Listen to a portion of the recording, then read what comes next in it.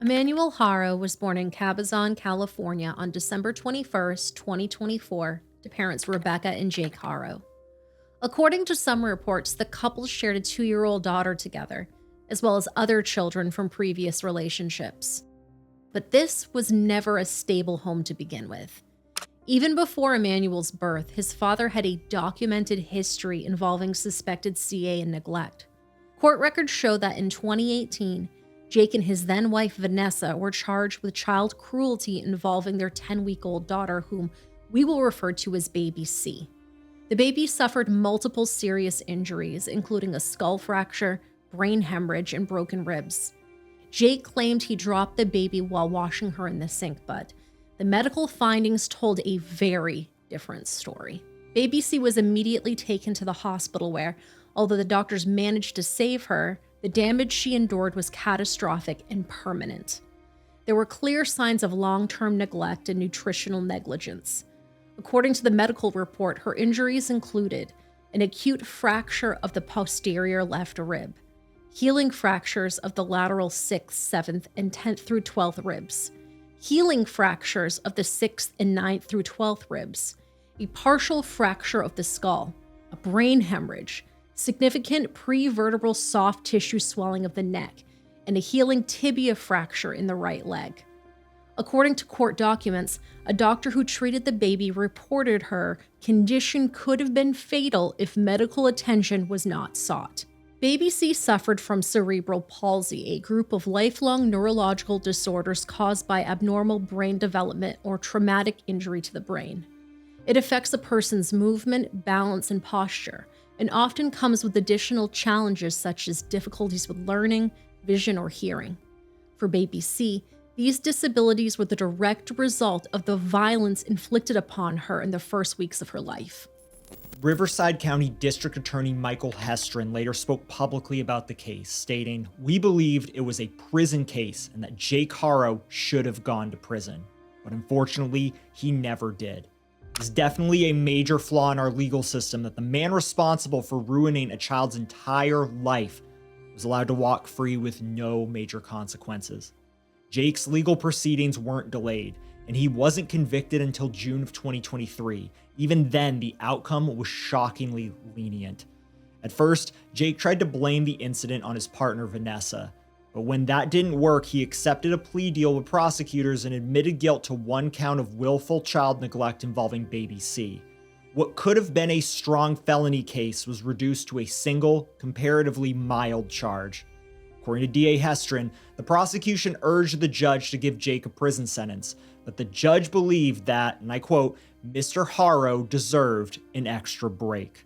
Instead of sending him to prison, the judge suspended his 6-year sentence and ordered him to complete 6 months in a work release program, followed by 4 years of probation. Jake was also required to attend a CA treatment program.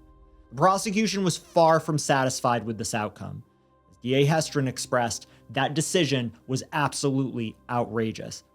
But Jake later tried to gaslight the entire incident, insisting that he was the real victim. He claimed, "I pled guilty because I didn't have the money to go to trial. The judge said nobody would believe my side of the story. Somehow, they magically convinced me to take this damn plea deal. I was sick of court. The judge knows I didn't do it. They just railroaded me. I was the fall guy." In July of 2024, while Jake was still on probation, he was arrested again, this time on suspicion of illegal possession of a firearm and ammunition. He walked out a month later in August of 2024 after posting a $10,000 bail, but the decision to let him walk freely would have devastating consequences. Within months, Jake would find himself at the center of yet another tragedy, this time involving his own 7-month-old son Emmanuel with his new wife Rebecca.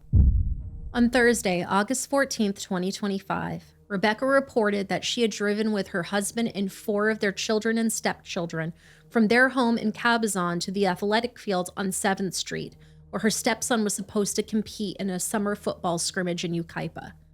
Before the match began, she drove a few blocks to the Big 5 sporting goods store to buy her stepson a mouthguard. After making the purchase, Rebecca returned to the vehicle and parked in the shared parking lot of the now shuttered Big Lots and Big 5 retail stores. She said she needed to change Emmanuel's diaper, so she placed him on the back seat of the passenger side of the vehicle. According to Rebecca, this is when a man allegedly approached her, greeted her with "Hola," and then knocked her unconscious. When she regained consciousness, she claimed that the man had taken baby Emmanuel and disappeared.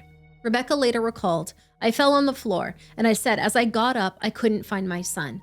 I checked all around my truck, and I ran into Big 5, and I asked the lady if she saw a baby or someone with a baby. She said no." Rebecca described the alleged assailant as a heavyset man who approached her moments before she lost consciousness.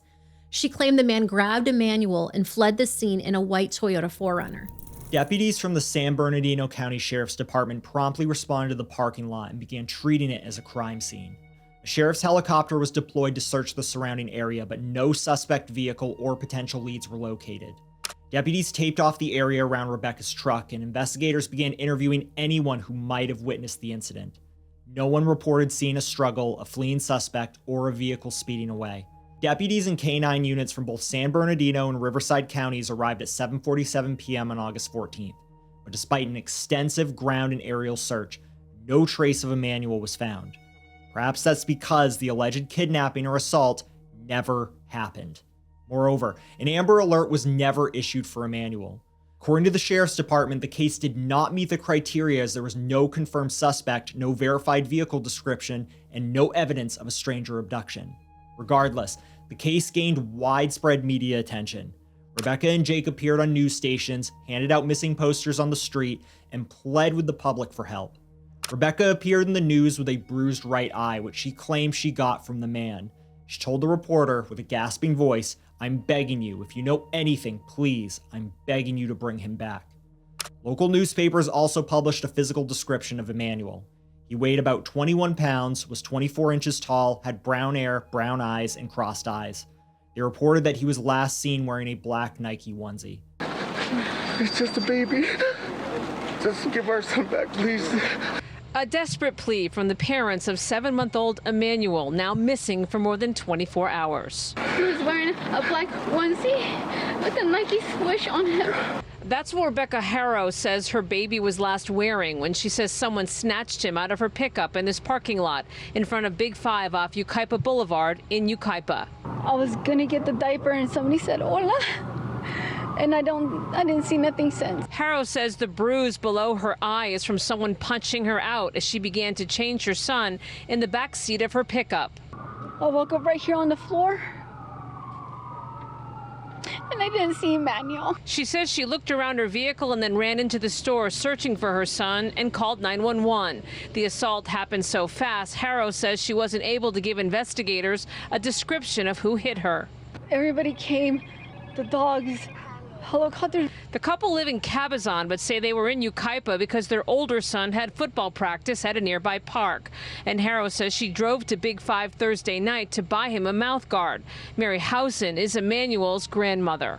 They're not going to hurt that baby. That couple were just homebodies. She says investigators have questioned the couple twice. She can't handle it anymore. You know, she's been without her baby since yesterday afternoon. If you have my grandson, please give it to his mom. She's going crazy. Please have mercy on her. Some people believe the story. However, there were those who found Rebecca's interview insincere. It appeared as if she were gasping for breath and trying to force tears that weren't actually there. For a mother who had supposedly just lost her infant, many viewers described her behavior as crocodile tears. Still, the community left no stone unturned in trying to locate Emmanuel as quickly as possible. The Uvalde Foundation for Kids, which provides assistance to find missing and endangered youth nationwide, announced on August 17th a $5,000 reward for information about Emmanuel's disappearance. But just days later, investigators would turn to the conclusion that Rebecca's claims were actually fabricated. There was no security footage in the area where Emmanuel disappeared. The white vehicle she described was never seen in the area, and no witnesses reported encountering the supposed Hola man. Less than a week after Emmanuel was reported missing, investigators began pressing Rebecca about the inconsistencies in her statements. When confronted, she became defensive and eventually refused to cooperate any further. At that point, authorities felt they had enough grounds to seriously suspect that both Rebecca and Jake were involved in Emmanuel's disappearance. The San Bernardino County Sheriff's Department also reported that multiple interviews were conducted and that during those interviews, Rebecca was confronted with inconsistencies in her initial statement and declined to continue with the interview. According to the police statement, the investigators could not rule out foul play in the disappearance of baby Emmanuel. The Uvalde Foundation for Kids also raised concerns over the couple's sudden silence. Daniel Chapin, founder and director of the Uvalde Foundation for Kids, reported, "Something is not right in this whole picture. We hope law enforcement will continue to pursue the case so that this precious child may be found and placed in a safe environment." At the same time that Emmanuel's parents were refusing to cooperate with investigators, complete strangers like those at the Uvalde Foundation were desperately trying to find him. On August 19th, the foundation shared another public call urging the community and the parents to join the search for the missing boy. It read, "Join the search and you will be protected. You can change the trajectory of this case, and if there is nothing to hide, come forward and the foundation and community will support you as never imagined." There was also an interview with Jake in which he talked about baby Emmanuel in the past tense, which led the authorities to believe that the primary suspect behind Emmanuel's disappearance was none other than his father, Jake Haro. On Friday, August 22nd, Jake and Rebecca were taken into custody on suspicion of murder at their home in Cabazon, roughly 90 miles east of Los Angeles. San Bernardino County Sheriff's Department announced their arrest on an X post, portions of which read, "During the investigation thus far, numerous interviews have been conducted, search warrants have been served, digital and electronic evidence has been collected and closely analyzed. Based on the evidence, investigators determined a kidnapping in Yucaipa did not occur. It is believed that Emmanuel is deceased, and the search to recover his remains is ongoing."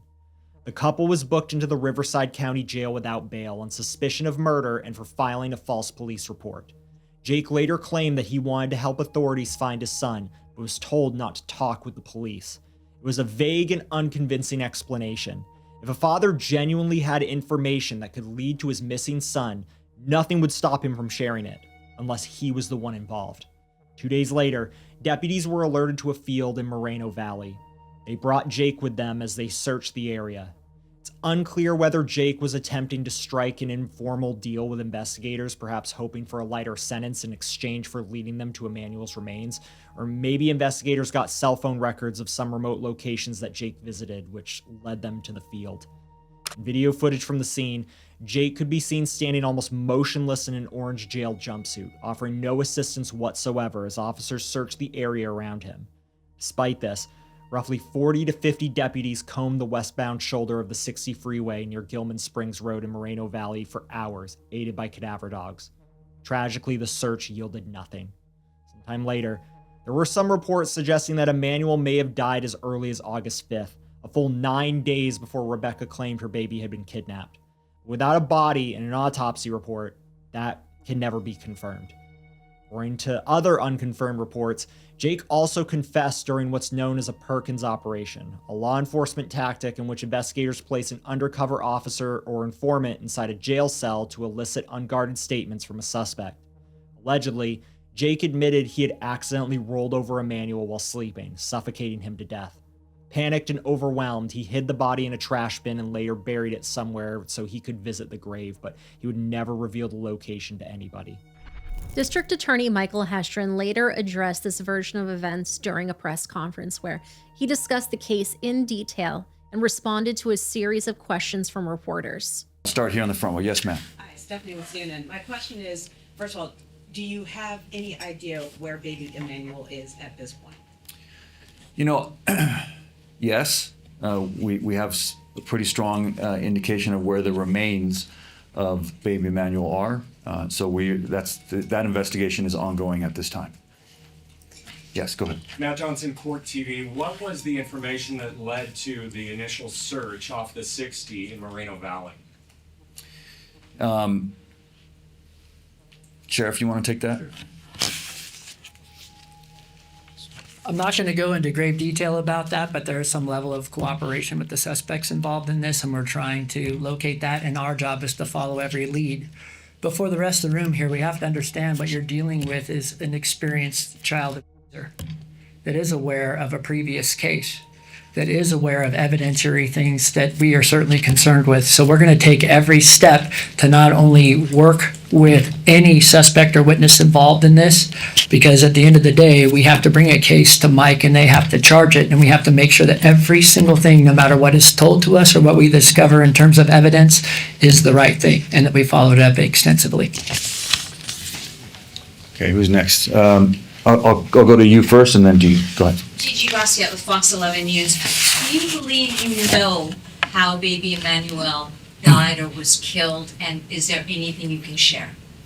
The filing in this case reflects our belief that baby Emmanuel was a victim of child abuse over time, and that eventually, because of that abuse, he succumbed to those injuries. That's what we believe. Looked at how Emmanuel's eyes are and said that is one of the signs of shaken baby syndrome. Do you believe that he has been responding the way he is in videos and does have the eye, I guess lazy eye for lack of better words? Do you believe that he was shaken before and that's the reason? You know, I can't speculate. I'll repeat what I already said. We believe that Emmanuel was severely abused over a period of time, and that's the reason for the filing, the way it was, is that he was abused over a period of time. Both parents would have been aware of that. We're hearing some reports of a confession made in jail regarding Jake Haro. Obviously, you're limited in what you can say, but is there any validity to some of those rumors, and what have you heard from Rebecca in jail? I can tell you that that's not true. There's no confession made in jail. Journalist Brian Enton, however, continued to stand by the circulating rumors.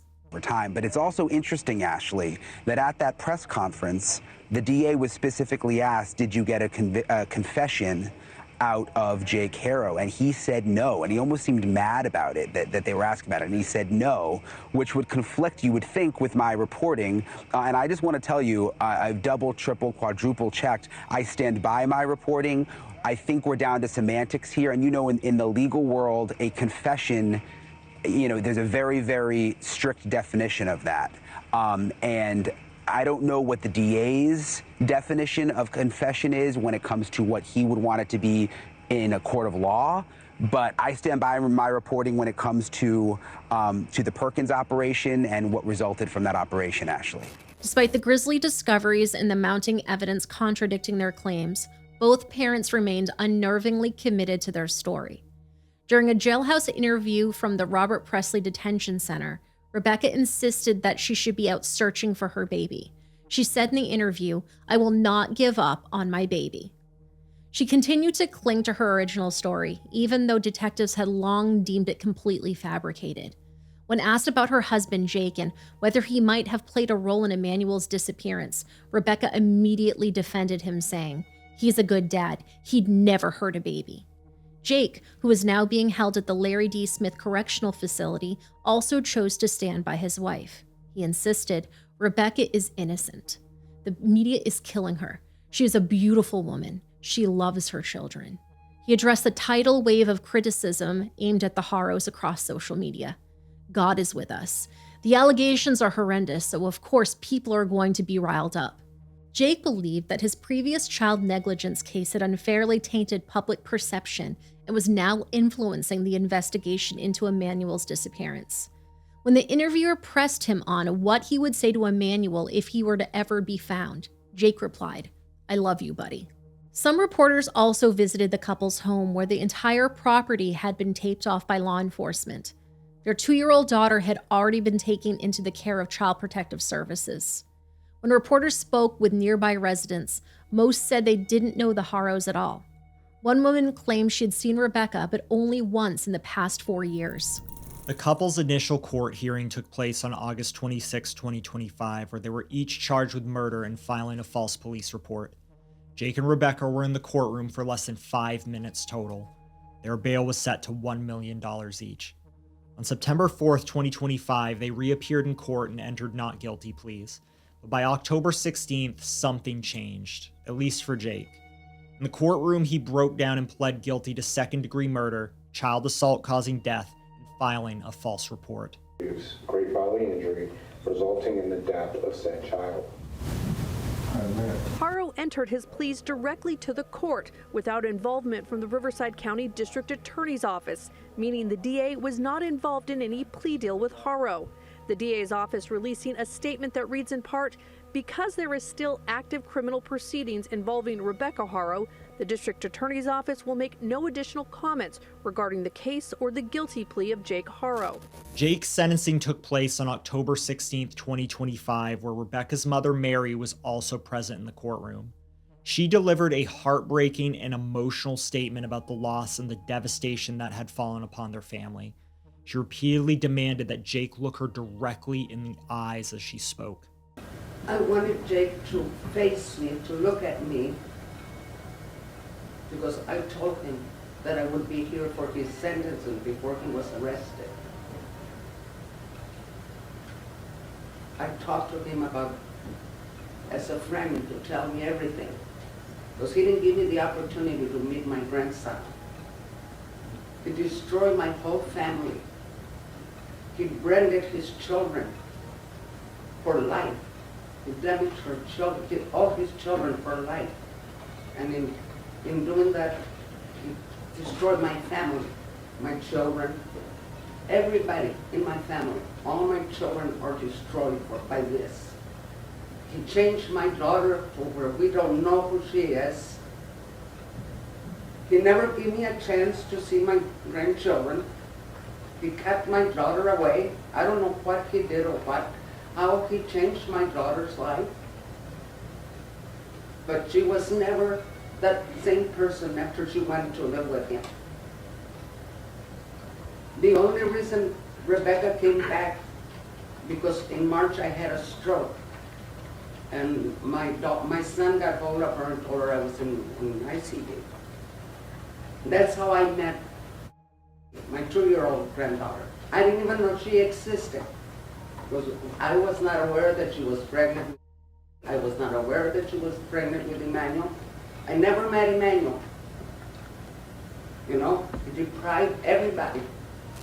If I had known what was going on, I would have take my daughter out of there forcefully, or I would have called the police.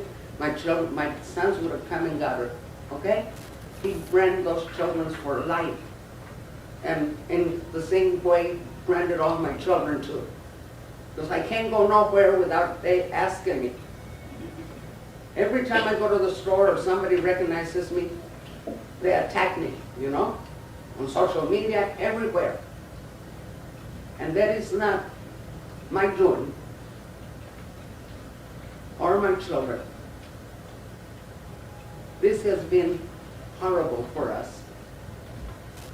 Mary continued by expressing how the entire system had failed her family. She said she wished the judge, who had once given Jake a big break, was present in that courtroom, along with the social services workers who had been involved in their case. She shared her frustration that someone would still try to give Jake another chance after he never gave his own children a single chance. District Attorney Hestrin also shared a similar opinion.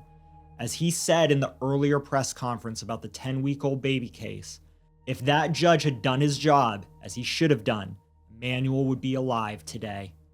Jake was sentenced to 25 years to life in prison by Judge Gary Polk at the Riverside Hall of Justice. He was convicted of 1 count of murder, 1 count of assault on a child under 8 causing death, and 1 count of filing a false police report. Court also determined that CA resulting in death was the principal offense. For the false police report alone, Jake received an additional 180 days. Moreover, the legal system moved to correct its earlier failures from Jake's 2018 CA case. For destroying the life of a 10-week-old infant, the court imposed an additional 6-year term, along with 8 more months for being a felon in possession of a firearm. All sentences were ordered to run consecutively. A $10,000 restitution fine was also imposed, though Jake was credited with 551 days of time served. DA Hestrin commented on the sentencing by saying, "The lies told in this case only deepen the tragedy of Emmanuel's death. While today's sentence represents a measure of accountability for Jake Haro, our office will continue to seek justice as the case against his co-defendant moves forward." his wife Rebecca has continued to plead not guilty to the murder and disappearance of her son.